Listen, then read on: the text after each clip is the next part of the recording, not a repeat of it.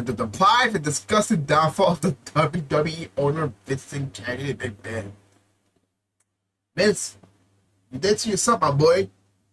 Yeah, I already call my boy. You're disgusting for doing that anyway, so you should be ashamed anyways. Shame yourself by doing that. That's disgusting and lame as hell, bro. I don't know. Well, I don't know what would you have doing that diabolical shit, man. That's just nasty, bro. Yo, what's up, man? Yo, what's up, Sensei? How's your day going, boy? Anyway, let's react to it.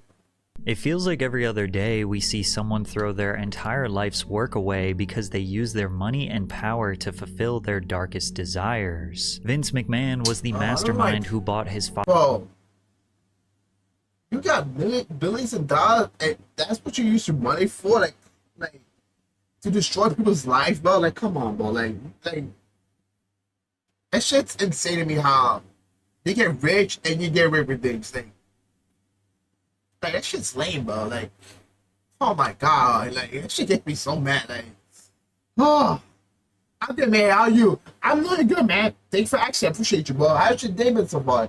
Watch my, my first time speaking. But anyways, man. Father's wrestling promotion and turned it into the How's your day been so far, multi-billion-dollar Sensei? company we know today as the WWE. Many of the ideas, characters, storylines, legendary matches, and controversial moments can be credited to Vince's sick and twisted mind. Not only did he run the company, but he was also the most notorious villain who played the character of the psychopath businessman. We would later find out that this was no character. Vince was just as evil off-screen as he was on-screen.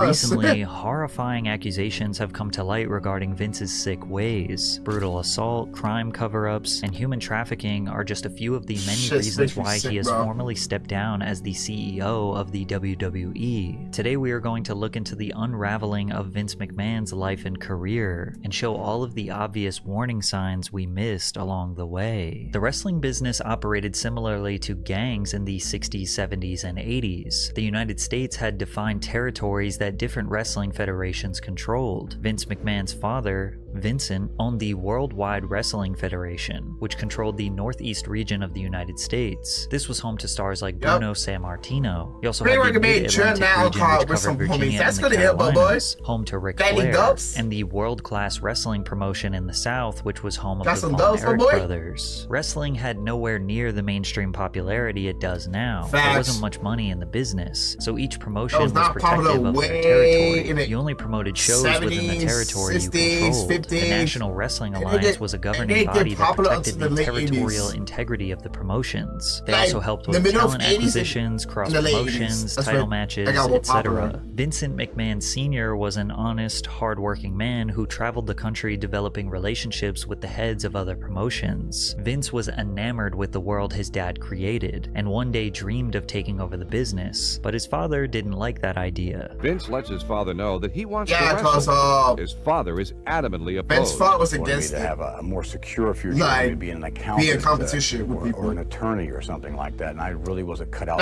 for any of the above. In 1972, his father finally gave him an opportunity to be a promoter all the way in Bangor, Maine, one of the smallest and most difficult places to generate excitement and revenue. So Vince Jr. came up with the genius idea of taping the matches and shipping those tapes across state lines to get people to start watching wrestling on television. Some people looked at this as undercutting or stealing from other territories, but over the next decade, Vince helped his father bring the business to new heights, bringing in stars like Muhammad Ali and tripling their television ratings in the region. However, the landscape of wrestling would shift dramatically when in 1982 his father was falling deathly ill from cancer. He wanted the WWF to remain a Northeast promotion and control the New York City area, but Vince Jr. had big. Now, Vince's goal was to control everything. He wanted all to himself. He wanted to shut the AWA, NWA. He wanted Georgia Wrestling. He wanted to shut everything down. He wanted all for himself, man. Big dreams of becoming a national promotion and establishing a global presence. He bought the company, and shortly after, his father passed away. Now Vince was on a warpath to infiltrate every territory and take their business. But before we dive deeper into Vince's evil plan, it's becoming more difficult to protect yourself online.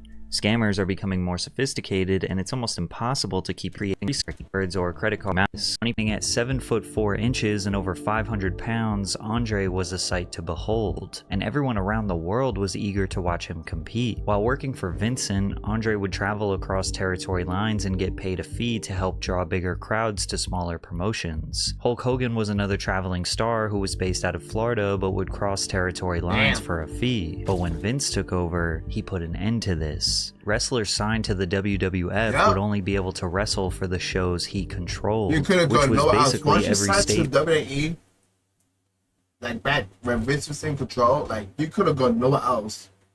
You could have gone nowhere else. You only wrestle in that only promotion. From Pennsylvania to Maine. This business practice is extremely common now, as you never see a football player jump from one game in the NFL to one game in the XFL, or a fighter have one match in the UFC, then a fight in Bellator, then back to UFC. They sign exclusive contracts for a certain number of matches. But back then, Vince's business practices were considered destructive to this industry. He began signing top talent from all territories to exclusive contracts with the WWF. Hey, Vince, some of those wrestlers included Andre the Giant, Hulk Hogan, Rocky Johnson, Roddy Piper, Bret Hart, Mr. T, Randy Savage, The Ultimate Warrior, Ricky Steamboat, just to name a few. Vince started the Atlantic and Pacific Wrestling Corporation by partnering with Mike LaBelle in Southern California. Then he purchased Mike shares of the company in 1982, which gave him full control of New York City, Philadelphia, and Los Angeles. To continue his dominance, he used his relationships at War TV to pay $2,500 a week for a Saturday morning time slot on Los Angeles' Channel 9 KHJ TV, but McMahon didn't expect to make a dime. He saw TV as a promotional expense to boost the gates of live shows. The WWF was being broadcasted nationally on Monday nights on the USA Network, so the whole country was being exposed to the brand, but that wasn't enough for Vince. He began a full-on invasion strategy to take out all his competitors city by city, like when he acquired a local TV station, WAKR 23 out of Akron, Ohio, with reach to Cleveland on January 8th, 1983. Then later that year, the WWF debuted on WCPO9 in Cincinnati, which was an established Georgia Championship Wrestling territory. From there, the WWF entered World Championship Wrestling territory in Dayton, Ohio, purchasing the exclusive rights from WKEF22 to replace the WCW broadcast with WWF's broadcast. One by one, Vince would enter a city controlled by another promotion, then buy out their TV time slot to air WWF. If he couldn't buy out their TV slot, then he would buy out their top talent, but most of the time, he did both. On an infamous day now known as Black Saturday, July 14th, 1984, Vince McMahon appeared on the Saturday time slot on TBS that regularly featured Georgia Championship Wrestling for over a decade. Vince walks on screen after purchasing the company in the time slot to basically flex and say the World Wrestling Federation is now taking over. It is indeed a pleasure to be associated with WTBS, and we promise to bring you the greatest in professional wrestling entertainment in the world today. Jim Ross, a legend known for being WWE's commentator in its golden years, said he once overheard several NWA promoters considering getting McMahon killed while in the stall of a public bathroom. In those days, it was like when you, from their standpoint, invaded their territory. It was like, well, okay, this is not just fighting words. It's like there's so many times when people threatened me, and it was like the last guy said, like, you better get, if you want to take credit for it, you better get me quick. Now, it can't be confirmed if this was a serious consideration or tongue-in-cheek, but it can't be denied how much men like Jim Crockett, Bill Watts, despised Vince for taking away their livelihoods. However, others just look at this as natural competition. America was founded on capitalism, and you should not get comfortable as a business person, because eventually someone is going to come and take your spot. If you don't adapt, you die. And by 1988, Vince McMahon fully decimated the territory system. Now the WWF was the biggest and best national wrestling promotion in the sport. This made it extremely easy for Vince to acquire the best talent throughout the 90s, as the World Wrestling Federation became home to rising stars like The Undertaker, Shawn Michaels, Stone Cold Steve Austin, Matt and Jeff Hardy, Triple H, Mick Foley, Kane, The Rock. It seemed like Vince's only competition was with himself. They were selling out stadiums all over the country and broadcasting their events nationally every week. With that being said, the pressure to remain number one was at an all-time high.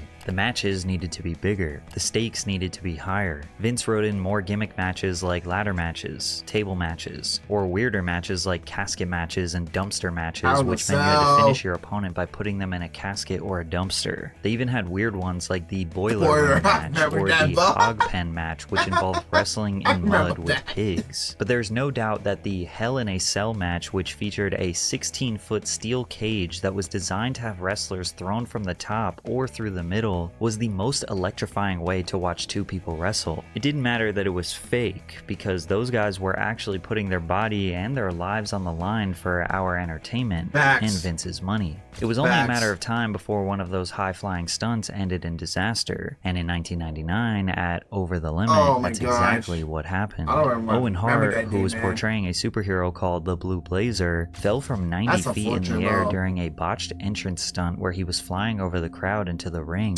After the fall, he suffered internal bleeding and passed away right there in the stadium. They even announced his death on the show, but Vince said the show must go on, and they proceeded to finish the event like this extreme tragedy did at that time, bro, they should have ended the show instead of continuing, bro. That was so selfish of Vince for doing that, bro. Vince is fucked up for that, doing that too. I feel like that should have. They should have called off the show or canceled it. They should have done it. I don't know why they continued doing that.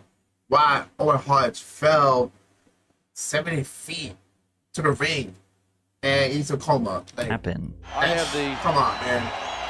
Unfortunate responsibility to let everyone know that Owen Hart has died.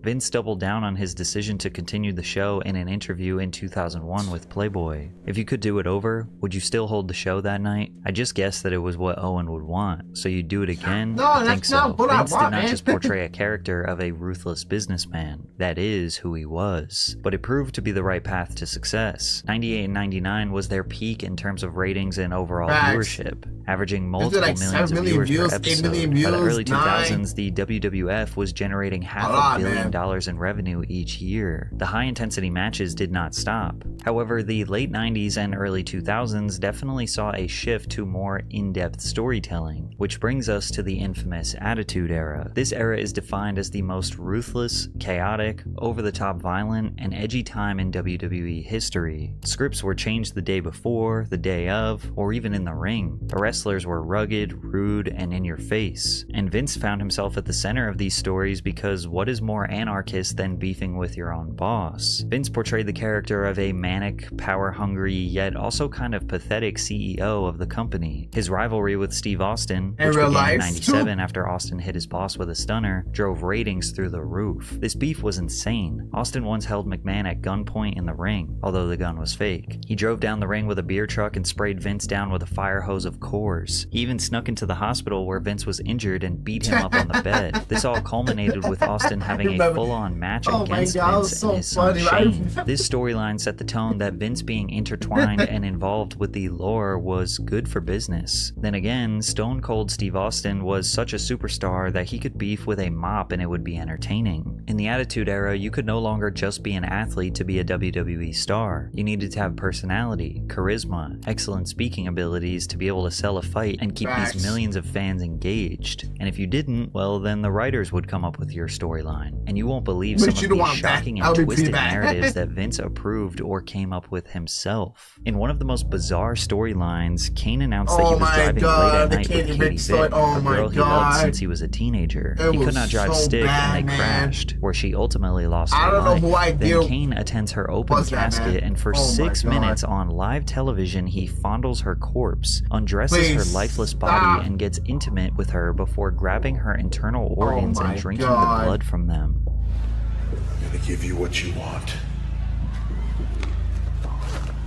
And I'm gonna take what I always wanted. Or what about the time when Chris Jericho ambushed Chyna, tied her up in a dark room and began torturing her by beating her with a hammer, which actually broke her thumb so her painful screams were real. Vince was a big fan of humiliation, so he developed the Kiss My Ass Club, where a total of 6 men were forced to get on their knees and kiss his backside in front of millions of people. Most of the time, this was to save their job, or just to embarrass them on a power trip. I should also note that Vince gave the world the satisfaction of being humiliated as he scripted himself getting his face shoved in Rikishi and the Big Show's backsides. Now, most people like to default to all of this being entertainment. Like, sure, they push some boundaries, but it's all fake, right? But as time went on, and wrestlers spoke about their behind-the-scenes experiences, and Vince McMahon being accused of sexual assault and trafficking women, some of these storylines felt more like a glimpse into the reality of Vince McMahon's private life. Vince often used his daughter, Stephanie, for his dark storylines, probably because her loyalty convinced her to never say no to him. Like when she was going to get married in the ring to her fiancé Test, only for Triple H to interrupt the wedding with a video of himself drugging, kidnapping, marrying, and then sleeping with Stephanie while she was unconscious, which led to this infamous promo. Come on out, you rapist! Whoa! But Stephanie was the subject of another kidnapping, this time by The Undertaker, who brought her out tied on a crucifix-like structure before one of his disciples began ordaining the marriage. In a promo that fans now believe is more of an admission of Stephanie's reality, she says that Vince trafficked his own daughter. Stephanie also admitted that he attempted to push an incest angle. My dad did approach me about wanting to be the father of my baby. Vince, you are sick to the head with the idea. Yeah, you're a sick person, bro, for bringing that to Stephanie McMahon about the idea. That's storyline for TV, which again is only the second time I've ever actually said no to him for something he wanted to do, and that one was just a little too gross. Actually, it's completely disgusting, and I don't find the entertainment value in it at all. But that didn't stop her from kissing him on the mouth. That's just sick, bro. Yeah, I'll think about it. But Vince just could not stop coming up with tropes that involved... First of all, I will not do that. Kissing the mouth, my sister, my brother, or even my mother. I will not do that, bro. Men preying on women. Vince came up with a storyline for Diamond Dallas Page to stalk The Undertaker's wife. DDP says to this day he regrets agreeing to be a part of this narrative. What I should have done was shook everyone's hands and said, I love the idea, but not for DDP. A few years later, this is what Vince said he was going to do to The Undertaker's wife and kids. You don't realize what I'm gonna do, do you? The terrorists are gonna burn down The Undertaker's house. Yeah. His children are gonna be kidnapped. Whoa. His wife, she's gonna be raped by a motorcycle gang right in front of The Undertaker. That's the plan I want implemented, damn it. Finally, Vince was able to find a woman who could take his twisted ideas to a whole new level, as he scripted himself a mistress, Trish Stratus. Trish played a character of a woman who slept with the boss to advance her place in the company. At one point, they even wrote that Vince's actual wife, Linda, was so ill she needed 24-hour nursing care and was on copious amounts of drugs. He then brought her out in front of the entire world to make out with Trish right in front of his wife. Vince was brutal towards his wife. He even wrote in a scene where his kids repeatedly slap their own mother to sell a promo. Whatever it takes to get ratings, right? And even though Trish was doing everything she could to advance her place in the company, it wouldn't be long before she was the one who would get humiliated, as he once even stripped her down in the ring and forced her to bark like a dog. He even tried to get her to join the Kiss My Ass Club. I'm gonna unbuckle my belt.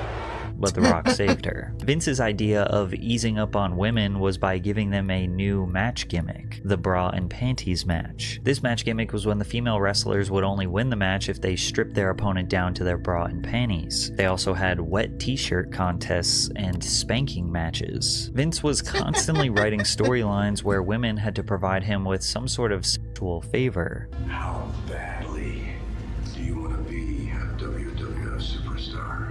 Tori Wilson spoke recently about how she never wanted to play the sexy role and how she tried to convince writers to get her to do more stunts. Fit Finlay was amazing, putting matches together and just trying to make us look the best he could.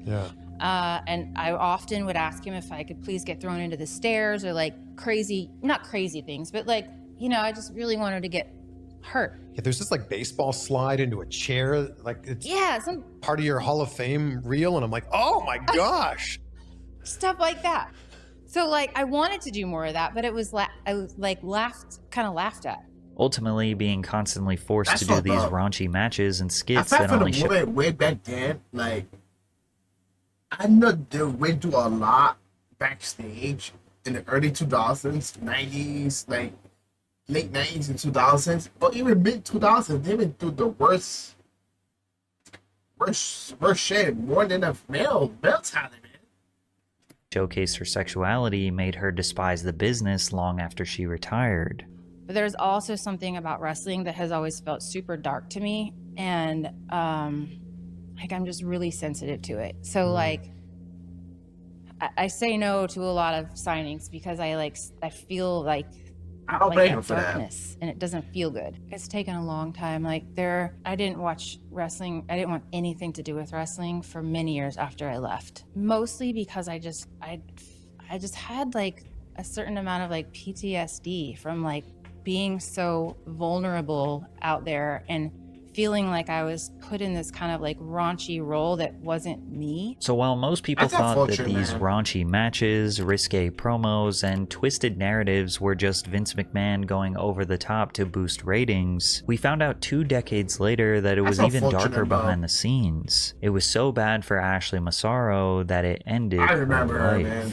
Massaro was first introduced to the WWE in 2005 when she met a casting director during a swimsuit pageant searching for contestants for the upcoming 2005 Raw Diva Search competition. She decided that this was the right decision to finally shoot for her dream job as a WWE wrestler. Upon winning, she received $250,000 and a 1-year contract with the WWE. Ashley faced significant challenges during her early WWE career. August 22, 2005, she was attacked backstage by fellow divas Candice Michelle and Tori Wilson, leaving her with a back injury. Despite this, she recovered and won the first ever 3-on-2 bra and panties match. After this, she continued to appear in the promotion, but later suffered a severe leg injury on February 20th during a women's battle royale against Mickie James. The injury included a spinal fracture, a severed nerve, and multiple broken bones, requiring a metal plate and screws be put in during surgery. After recovering, she returned until 2008, where she asked to be released from her contract due to her daughter having medical problems. For years, Ashley would be relatively out of the spotlight until 2016 when she would join a class action lawsuit against the WWE, alleging Vince was a part of one of the most horrifying crime cover-ups in history. Ashley Massaro was a strong supporter of the US military and was enthusiastic about opportunities to meet and help the troops. So in 2006, Ashley was excited to be selected to go to Kuwait for their annual Tribute to the Troops tour. However, the tour started off with issues. In Saudi Arabia, Massaro experienced harsh treatment from several men because of cultural reasons which made her uncomfortable. And after arriving in Kuwait, she began suffering from menstrual cramps and was taken to a military base for dehydration treatment. At the base, she was given an IV, and later a man wearing an orange t-shirt and cargo shorts, claiming to be a US Army doctor, injected her with a substance that made her body paralyzed while still being conscious. He then moved her to a non-treatment room where the man violently R-worded and sodomized her while a woman guarded the door. After returning to the US, WWE's Dr. Rios called a meeting with Ashley Massaro to discuss the incident. She was unsure how he knew about it, but suspected it might have been someone on the tour who reported it. She agreed to tell him what happened as long as Rios kept it confidential. However, Dr. Rios told Vince McMahon, who then brought in executives for a meeting where Massaro was asked to detail what happened in Kuwait. She said, "Vince did at least apologize for what I went through, but then stressed that if I disclosed this incident, it would ruin the relationship between the WWE and the US military. He told me to not let one bad experience ruin the good work they were doing. His lack of sensitivity in referring to my ordeal as one bad experience left me speechless." In a filing the next month, WWE called the claim a stale and baseless allegation and denied Massaro had ever reported a sexual assault to anyone affiliated with WWE, saying she had been heard telling others that the doctor had done an inappropriate pelvic exam before a judge dismissed the case in 2018. Less than a year later, Ashley wrote letters back to all of her fans that were sharing love and support for her bravery. Then the next day, Ashley tragically passed away on May 16, 2019. She was 39 years old and is survived by her daughter. An important statement that Ashley made during this lawsuit was never released to the public until 2024 to back up Vince's new allegations by Janelle Grant, which we'll get to in a second. Ashley's statement said the following: "During my time with the WWE, I had observed Vince McMahon making out with other divas in the locker room, but he never paid any attention to me, and I assumed I was not his type. This changed after my Playboy cover was released. I was fortunate enough to be allowed to fly on the company jet and stay at the same hotels as the executives for a period of time. On one of these occasions, Vince was attempting to get me alone with him in his hotel room late at night, and I felt extraordinarily uncomfortable. He began calling the hotel room phone and my cell phone nonstop. I called Kevin Dunn, a producer, to explain the situation, and he said I should tell Vince I was not feeling well and would see him on TV the next day, so I did. Immediately after that night, Vince started writing my promos for me. Vince does not write promos for female wrestlers. That is the job of the creative department, and he certainly wouldn't have, under any normal circumstances, written a promo for me. But he did, and the promos were written with a clear intention of ruining my career. In addition, after that night, each time I walked by him, he would make vulgar sexual comments that were clearly designed to make me uncomfortable. These claims can be backed up by former boyfriend and wrestler Paul London, who said that Vince was constantly putting predatory pressure on her.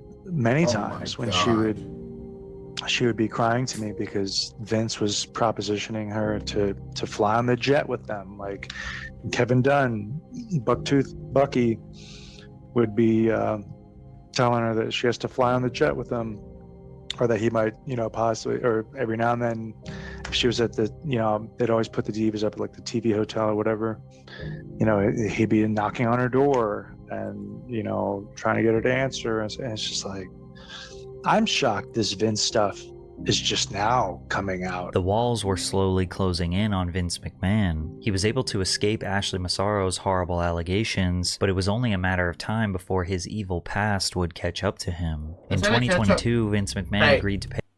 Karma's gonna happen. Karma will happen to evil people, and it will catch up to them. Trust me, it will catch up to them. The more the bad stuff you keep doing, the more karma you're gonna get, it will catch up to you, and you will fold and run hell.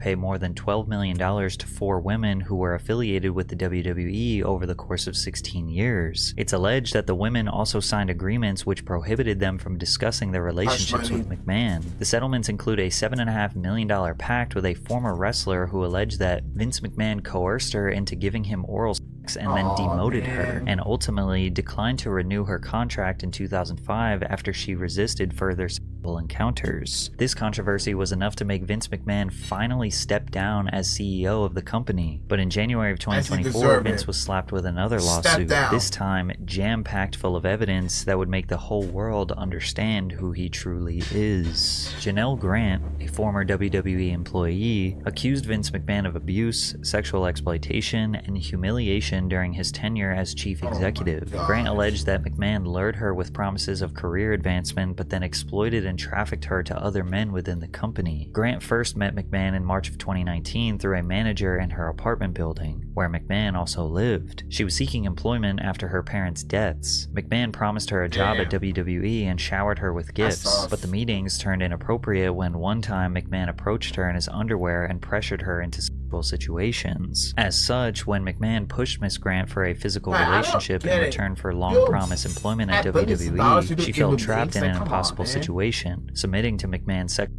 demands or facing ruin. Miss Grant feared she had everything to lose and faced negative consequences no matter what happened. In June of 2019, Grant began working as an administrator coordinator in WWE's legal department. After giving her a job, Vince McMahon's sexual demands increased, and he began sharing explicit photos and videos of her with other WWE employees and executives. Despite Miss Grant's expressions of unhappiness and attempts to end the sexual relationship, she came to understand that McMahon expected the physical relationship to continue as a part of her employment. In March of 2020, McMahon began sharing explicit photographs and videos of Miss Grant, including pornographic content he recorded with other men both inside and outside the company. You can even see these text messages of him admitting to doing so. She even tried to express that she did not want an associate named Johnny, aka John Laurinaitis, receiving pictures of her. The lawsuit then goes on to describe not one or a few, but countless extremely detailed situations in which Vince used his power to break her down, exploit her sexually, demand and force her to give herself to him and his associates, whether it was by serving executives during work hours in offices or serving WWE superstars to keep them satisfied and prevent them from leaving the company. Control that can only be described as sexual slavery. If you read this text message, you can see an example of him trying to coordinate a schedule for his associates to take turns with this woman, only for her to respond that she does not want to and for him to keep begging. Multiple other text messages from Vince were shown in the lawsuit where he deeply explains his desire to traffic her to men throughout the industry. As one example of McMahon's extreme depravity, on May 9th, 2020, he defecated on Miss Grant during a threesome, and then commanded her to continue pleasuring his friend with feces in her hair and running down her back. McMahon and his friend actively resumed the threesome,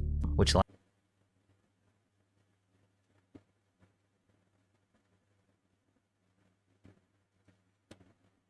This is sick to my lasted head, over bro. an hour and a half, while Miss Grant remained covered in McMahon's filth. Naturally, when people hear about allegations like this, they tend to consider the alternative. Maybe she wanted this. Maybe she liked this. Maybe she is just using him for a payday after consenting to this depraved lifestyle. And maybe in the beginning she did consent to these weird kinks. But it's very easy to see how these things can get out of control very quickly. A clear line between fantasy and reality needs to be drawn, and evidently that wasn't the case. Now people will also wonder, how did this get so bad? Well, a lot of people downplay the impact of psychological manipulation and how people can lose themselves, go numb, and just start obliging to the demands of their abuser. The lawsuit also quotes Vince texting her saying, "I want to drive you lower and lower, so low that you beg me to sell you." In early 2022, Vince said that his wife Linda found out about he and Janelle's relationship and threatened a divorce. So he stopped all communication with her to save his marriage and avoid a public fallout. He demanded that she sign a non-disclosure agreement in which McMahon agreed to pay her $3 million to keep their relationship confidential. However, after the anonymous tip in 2022 that led to a board investigation and a multi-million-dollar payout to a few women, Vince stopped paying Janelle after the initial $1 million installment. Vince has vehemently denied any wrongdoing. He also put out a statement saying he and Janelle had a consensual relationship that lasted a little less than 3 years and ended in early 2022. He also added that Grant texted him explicit images of herself and messages expressing love for him, along with her wanting clothes and other gifts. We remain confident the evidence will prove Miss Grant's allegations are false and her complaint is nothing more than a fabricated, vindictive narrative from a disgruntled former girlfriend. But in July of 2023, federal prosecutors executed a search warrant for McMahon's phone and served him with a grand jury subpoena. And it seems like since then, which has now been a year, the feds have been building a case against him. Just a month ago, they asked Janelle if she would agree to essentially put her case on hold while they investigate him further. She agreed. So it seems like any day now the feds could present the world with years worth of evidence proving him to be the exact same depraved, disgusting, abusive, power-absorbed freak he conveyed himself to be on television for the past 35 years.